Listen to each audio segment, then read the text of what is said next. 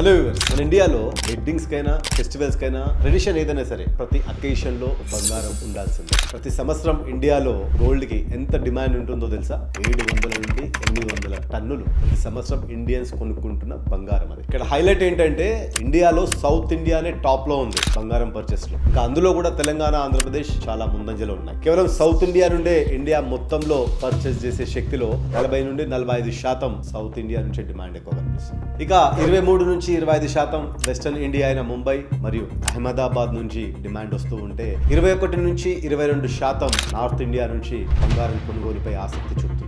Eastern states ప్రజలైతే 10 నుంచి 15% మాత్రమే బంగారం కొనుగోలుపై ఆసక్తి చూపుతున్నారు. ఇప్పుడు ఈ డిమాండ్ వెనుక ఉన్న రియల్ కన్స్యూమర్స్, రియల్ పవర్ ఎవరో తెలుసా? మన మధ్య తరగతి ప్రజలే. ఎస్, మిడిల్ క్లాసే ఎక్కువగా గోల్డ్ పర్చేస్ లో ఇన్వెస్ట్మెంట్ చేస్తున్నారు. మిడిల్ క్లాస్ ప్రజలకి గోల్డ్ అంటే కేవలం ఒక అలంకారం మాత్రమే కాదు, అది ఒక ఇన్వెస్ట్మెంట్, అది ఒక సెంటిమెంట్ అండ్ ఎమోషన్ కూడా. అందుకే ఇండియాలో గోల్డ్ అంటే కేవలం ఒక మెటల్ మాత్రమే కాదు, అది మన భవిష్యత్తు తరాలకి ఒక భరోసాగా కూడా చూస్తారు. దానికి మించి అది ఒక emotion. So India shines because of gold కాదు, గోల్డ్ షైన్స్ బికాస్ ఆఫ్